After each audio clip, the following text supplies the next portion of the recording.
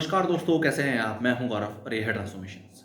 Recently हमें SRS statistical report 2023 देखने को मिली और इस रिपोर्ट के हिसाब से जो है sample registration system statistical report 2023 इसके हिसाब से हमें हमारे राज्य स्तर पे किस तरीके से हमारे हेल्थ केयर की कंडीशन है, सिचुएशन है, भले वो एक तरीके से गवर्नमेंट लेवल के हेल्थ केयर के सिस्टम हो या प्राइवेट हो या गवर्नमेंट एडेड हॉस्पिटल्स हो, उनकी किस तरह की कंडीशन है या किस तरीके से इन्फेंट मोर्टेलिटी रेट है हमारे देश में डिफरेंट डिफरेंट राज्यों में, उसकी कंप्लीट ब्रॉडर बेसिस में हमें डिटेल देखने को मिली।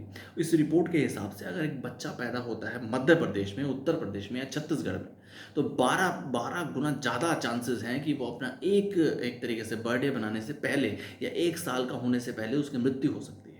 इवन जो इन्फेंट मोर्टेलिटी रेट है, अगर आप उत्तर प्रदेश का देखें, मध्य प्रदेश का देखें या छत्तीसगढ़ का देखें, तो वो 37 है। अगर 100 बच्चे पैदा होते हैं तो उनमें से 37 की डेथ हो जाती है। अब ये रीज़न कुछ भी हो सकता है, भले ही जेनेटिक इशू हो, भले ही माल न्यूट्रिशन हो, कमजोरी हो, या उनको प्रॉपर फूडिंग ना मिल पाई हो, या कोई उनको जेनेटिक इशू हो जो उनको मदर से बच्चे में इन्फेंट में जाता है, उस तरीके को लेके। और वहीं अगर मणिपुर का देखेंगे तो इन्फेंट मोर्टेलिटी रेट है 3।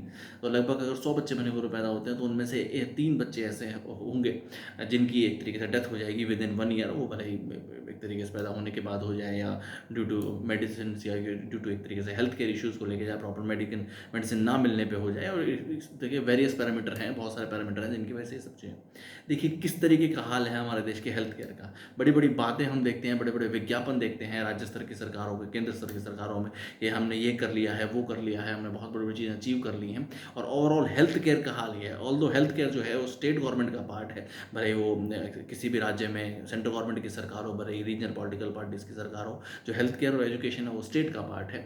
और इस तरीके की इश्यूज है, इस तरीके के डेटा के ऊपर कोई बात नहीं करता। और हमारा जो मीडिया है, जो एक तरीके से फोर्थ पिलर डेमोक्रेसी है, चौथा स्तंभ है डेमोक्रेसी का, वो भी इस तरीके की किसी इशू पे बात नहीं करता। बस सुबह शाम सिर्फ और सिर्फ पॉलिटिकल बहस करा लो, और वो भी यूजलेस पॉलिटिकल बहस, जिसका कोई एटलास्ट निष्कर्ष भी नहीं होता। सुबह शाम सिर्फ इस तरीके की बहस हमें देखने को मिलती है। जैसा कि फिलहाल बिहार में इलेक्शंस 2-3 महीनों में होने ही वाले हैं कि अब कौन जीतेगा बिहार, अब किस तरीके का बड़ा बदलाव होगा, क्या लोग इस बार फिर दोबारा से नीतीश कुमार को चुनेंगे या फिर इस बार लोग प्रशांत किशोर को चुनेंगे। वही गिने चुने 2-4-5 लोग जो कि एक तरीके से पिछले 15-20 सालों से सत्ता में हैं, जिन्होंने कोई बहुत ही प्रोडक्टिव भी करके नहीं दिखाया। एक तरीके से आम जनता, आम जनमानस उनसे हर पैरामीटर पे डिसअपॉइंटेड है, एक तरीके से डिमोटिवेटेड है। उनके अंदर कोई नई उमंग भी नहीं है किसी नए बदलाव को लेके, या वो ऐसा एक्सपेक्ट भी नहीं कर रहे कि ये लोग कुछ बड़ा बदलाव कर पाएंगे, क्योंकि वो देख चुके हैं सालों साल। सब आम जनता देख देख के त्रस्त हो चुकी है, थक चुकी है, कि वो इन सब कोई उम्मीद भी छोड़ बैठी है। इसलिए लोगों का आज जो जो एक तरीके से बोला जाता है इंडिया डेमोक्रेसी करते हैं, उस डेमोक्रेसी में विश्वास तक उठ गया है। इस समय है इंडियन मीडिया इन सब जो एक मेजर इश्यूज हैं, हेल्थ केयर, एजुकेशन, इनके ऊपर बात करे, और आगे आने वाले जितने भी सरकारें हैं वो इन सब चीज़ों, इन सब पैरामीटर्स को देखते हुए इनमें इंप्रूवमेंट करते हुए ही बने।